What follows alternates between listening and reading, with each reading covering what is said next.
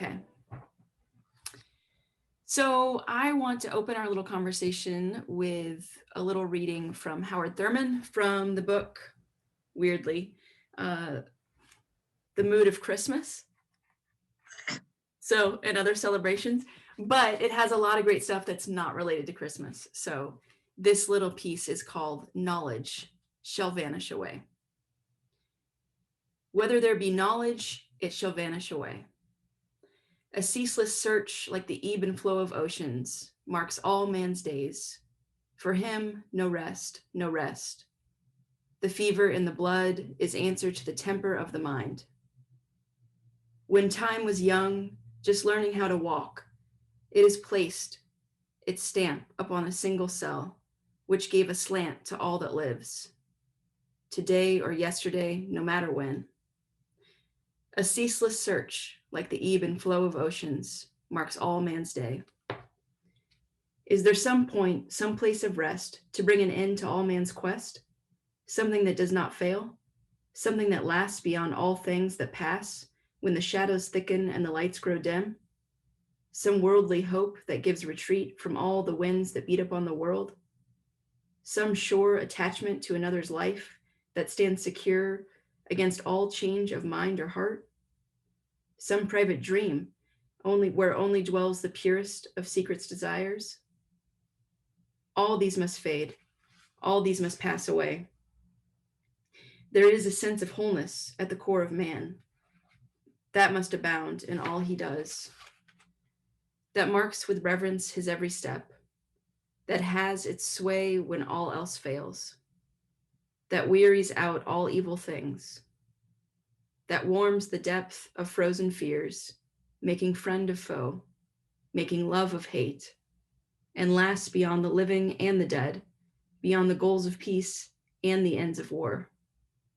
This man seeks, through all his years, to be complete and of one piece, within, without. See, it didn't have to do with Christmas. So today we are getting together, the three of us, to talk about the background and histories related to racism in our denominations. I am UCC, Grace is Disciples of Christ, and Leah is Methodist. So in particular today, we are going to talk with Grace and take a deeper look into the racism in the Disciples of Christ Church. And Grace is pursuing ordination with Disciples of Christ. And just to be clear to anyone and everyone who's listening to this, this is a very informal conversation. We haven't done all the research, and we're openly learning and we're openly growing together. And we're sharing what we're learning together so that we can gain more knowledge, so that we can also recognize ourselves in the past and the present moment in other white people, and recognize that we are a part of the racism that still exists in our denominational paths. So Grace, why do you think looking at the history, in particular the Disciples of Christ, is important? Well, one thing I want to share with you guys to start out about, why I think this is so important is a quote from a book from Disciples minister Shonda Jah. She wrote this great book, Room at the Table. We are at the Disciples of Christ an open table for communion, so all are welcome.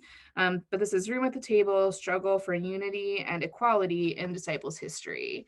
And one thing that she says in her book is that we need to read our history with openness to what this past means in terms of why we function as a church the way we do today, and whether we are satisfied with that. So really, I think looking at our past as not isolated things that happened a long time ago and that don't have ramifications for how we operate now as a church is a really big mistake. I agree with Jah there. And I think that taking a look at these things and just being honest about what's there can help us to have a vision of where we're going. And then I also think it's important for the disciples and any mainline congregation to be having these conversations, because one thing I've just noticed when we talk about racism in the white church, a lot of times it's all about white evangelicals. And we throw around the stat like 85% of white evangelicals voted for Trump. But I think there's a couple things there. One is that, white mainliners voted for Trump too. Maybe not in such great numbers, but that is definitely a thing that happened and is backed up by data. And then also, white supremacy and racism is not monopolized by Donald Trump. Yes, he is a white supremacist fascist, and resisting him is a part of, I think, what churches should be doing. But we need to be resisting white supremacy as it manifests itself in the rest of the Republican Party, in the Democratic Party, and in our churches. So taking a look at all of that, I think is really critical in how we as denominations can, meet the challenge of addressing the racism that exists within us. Yeah. And I think you make another good point that just like, we also, I think when we examine the past, we also are able to see and say, okay, that didn't work. Or, I think a theme that might be coming up today regarding the centrality of unity in the disciples of Christ and how maybe that word's been misconstrued and mishandled. Yeah, so unity is interesting for me, especially as my background in community organizing. The focus isn't necessarily so much on like, oh, I have to be united to all these different people. It's more about like, I can build coalitions with people that I somewhat disagree with to move toward um, something better. But it doesn't mean that we all need to be on the same page about anything really other than what we're working on.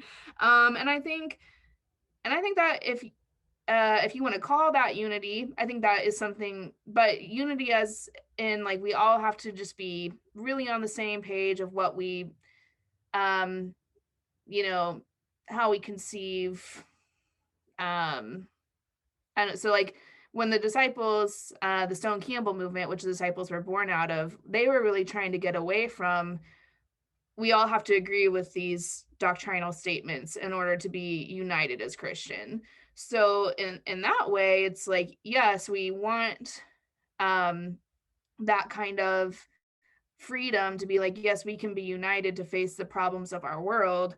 But then when it comes to like actually defining what those problems are and how we address them, there's going to be difference. And that to me is unavoidable. And so when we look at disciples' history, what you see is that, there were disciples' congregations who were anti-slavery and abolitionist, but then you had some that were pro-slavery. And I think per capita, the disciples um, owned the highest levels of enslaved people of any mainline denomination.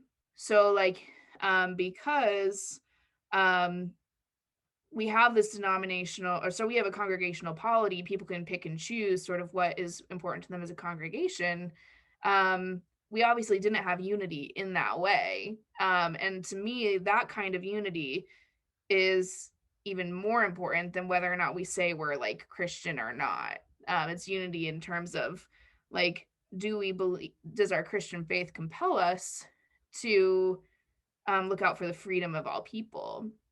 So like, and then another just sort of interesting thing about unity is that, you say, we want to be united just around being Christian. Um, but then one of the leaders of the Stone Campbell movement who wouldn't take a strong stance on slavery, like his own sister, who was an abolitionist, wrote a really sort of scathing letter about her brother to an abolitionist magazine, basically saying about the editor of this magazine, like, oh, I'm glad somebody actually cares about what God actually cares about.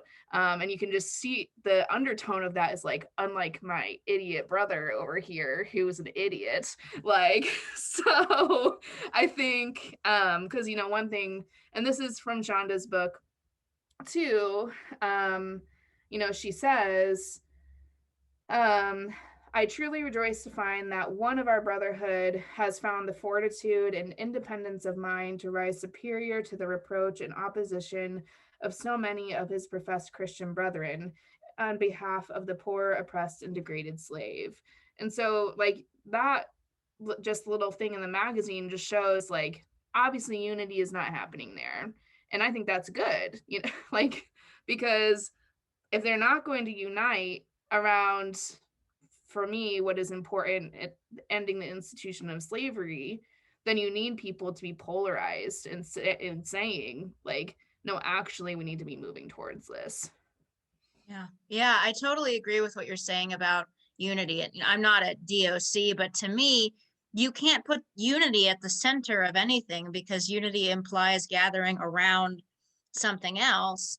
And I think what happens, and this is not unique to DOC, this happens in the United Methodist Church, it happens everywhere, is when you put unifying at the center, it just means really in practice, how can we water things down so that nothing bothers anybody?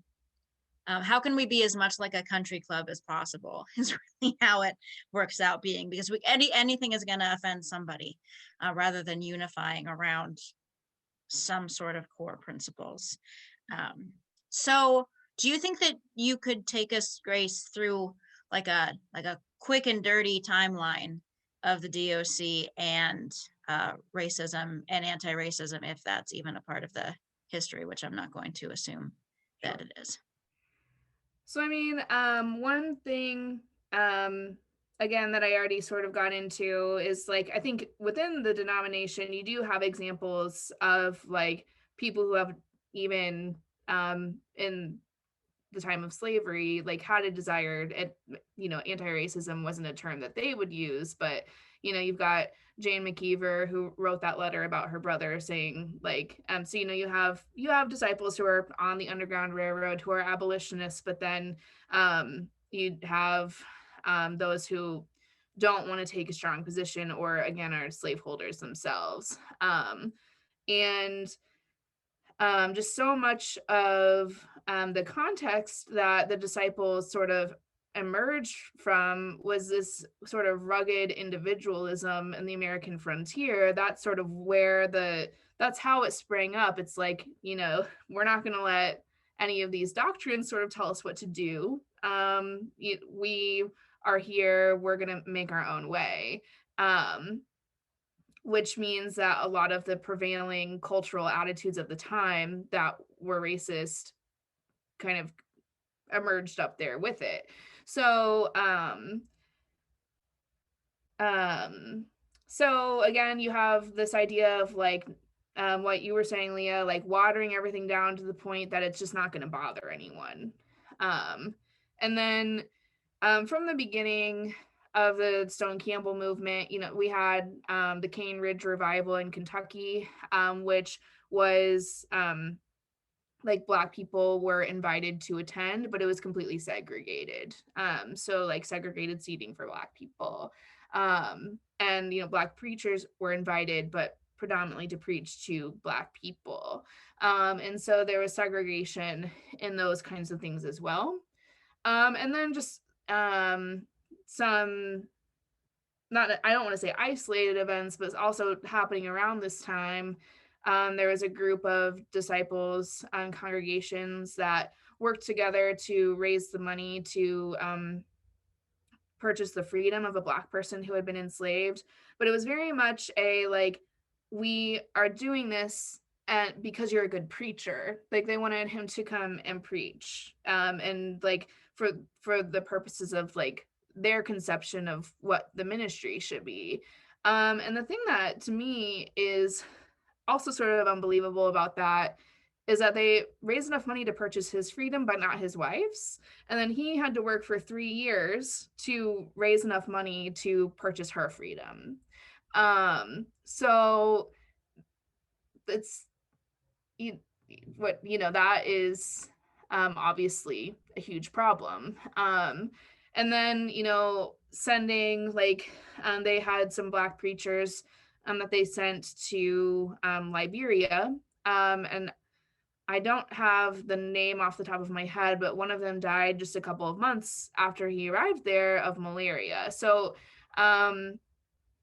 just lots of these incidents around the time of slavery and immediately after the Civil War that just speak to um, white people's vision of what the church should be like and how Black people can fit into that vision in these very specific kind of pigeonholed ways that don't really treat Black people as full participants or even as fully people in the way that they might treat white people. And then post the Civil War, we just see a lot of paternalism within the movement. So, like white congregations being willing to fund schools for Black people, but only if they're vocational trade schools. Or just sort of, again, like siloing people off, like you can be over here doing these things, but you can't be integrated fully into the life of the broader movement. And Dr. C could probably tell me a million things wrong about my timeline here about how the branches emerged and converged, and when we became DOC. I'm sorry, I don't remember all the dates, but I do think just you see a lot of this paternalism and just lack of really just the ability to listen to what people really wanted. And then and this led to splits between like the white and Black branches of the church. And in some ways they've come back together, but in some ways treated very distinctly, I think, still. And so and I think one great example of the thing that Shonda Jaw was talking about at the beginning, like taking a look at our past, what does that say about our present, and are we satisfied with that? In the late 60s, a group of Black people got together to deliver a Black Manifesto to the white main line in 1969 at Riverside Church in Detroit. And I want to make sure I have this right. But it was led by Jim Foreman, who commandeered a pulpit at Riverside Church during the service to deliver this Black Manifesto. And it began like this. And we, the Black people assembled in Detroit, Michigan for the National Black Economic Development Conference, are fully aware that we have been forced to come together because racist white America has exploited our resources, our minds, our bodies, our labor. We have helped to build the most industrial country in the world. So they're sort of laying out the case for reparations. And eventually in the manifesto, they demand reparations from the white main line of $500 million, which I can take a second here in a little bit to calculate what inflation would have done to that number by now.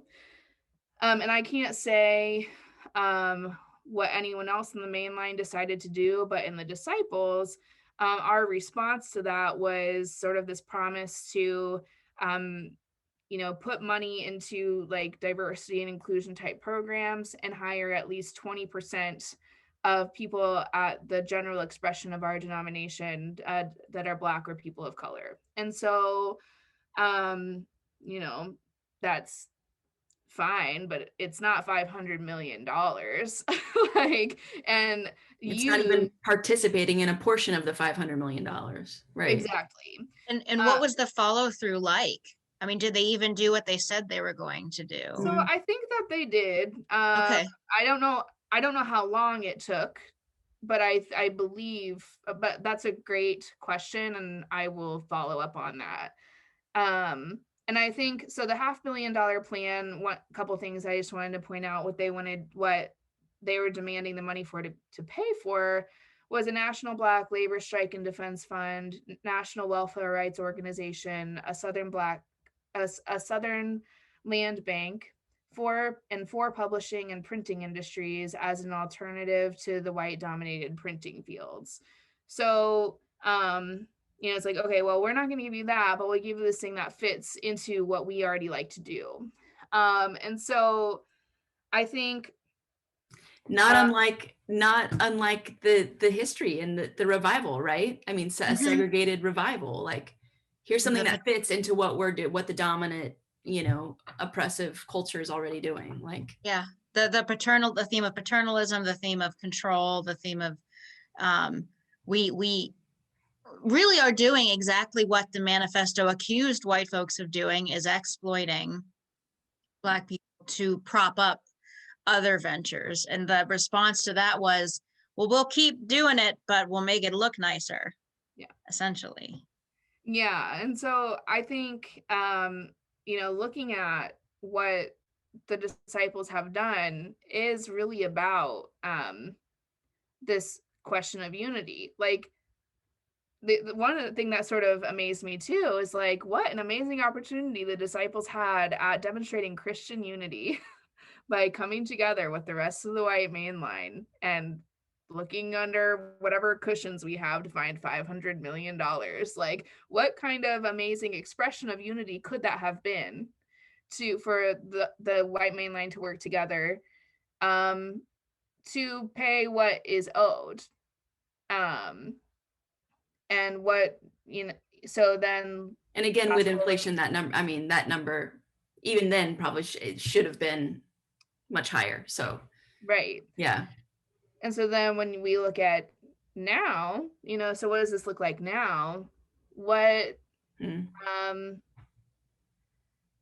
it's still owed, so how can, I think that's another important reason why we should be having these like conversations, not just with our congregations, but interdenominationally. Like, how can we move forward? Because I really don't think there's a future for the mainline church without becoming anti-racist and by doing something about our past. Yeah. Yeah. And, at least what your denomination's response to the Black Manifesto was. I'd never even heard that was a thing until we started talking about planning this conversation. So I'm pretty sure, and I need to look into this, but I'm thinking the Methodist Church just didn't do anything, or else they would have bragged about, because my goodness, can we milk the few accomplishments we do have until they're dry? So if we'd done something, I think it would have come up. It's sad. And, to have a denomination that focuses on unity and would have loved to unify with other white churches is great, but also nobody else stepped up to the plate to even match what y'all were doing.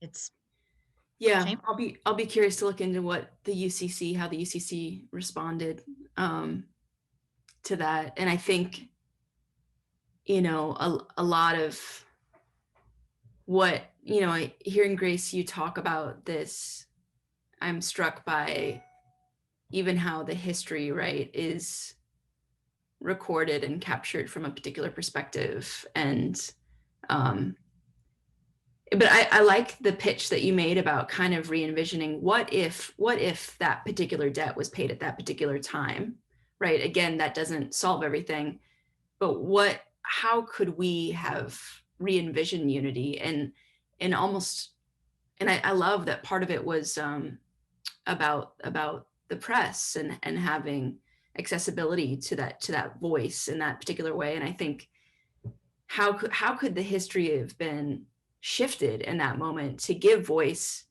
to the Black Manifesto and what needed to be spoken to at that time? How much, and also could our unity what look can like? we, as people who are going to be leading in our denomination within, a decade or so's time, we're going to be the ones in charge of decisions like this. So what would it mean to re-examine such a call and to actually freaking do it? Yeah, that's one thing. So our current head of communion, Terry Howard Owens is the first Black woman to be head of communion of our denomination. And she actually, what I just listened to her recently in an interview talk about a vision, like what we say, we have anti-racism and reconciliation ministries as part of the Disciples of Christ. Like we say we want that, but what is the vision of that? Like, what does that mean? And so I think in a lot of ways that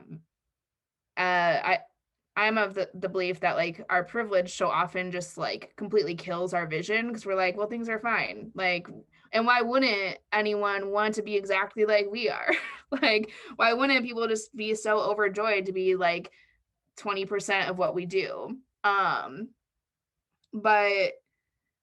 and that's because our imaginations suck. So like if we can be open to a much richer way of conceptualizing what our communities can be like, by really listening to other people, to people of color, to queer people, to Black people, about what is possible, then it's like, yes, we will lose something, but I don't think we've even really begun to conceptualize what we could really gain here, and what a much better world we could be living in. I was gonna say, and what we could heal. Yeah. Yes. Yeah. Well, Grace, thank you so much for sharing this with us. And I look forward to hearing from you, Leah, about ye old Methodists. And, I'll do my work and look into the UCC Church. And although I'm new to that denomination, it is important, especially as someone pursuing ordination, to know what I'm getting into. And the shifts that we can reimagine together as we pursue change. So thank you for gathering for this chat today. Does anybody else have anything before I end us? Thanks for your questions. Yeah, thanks for chatting.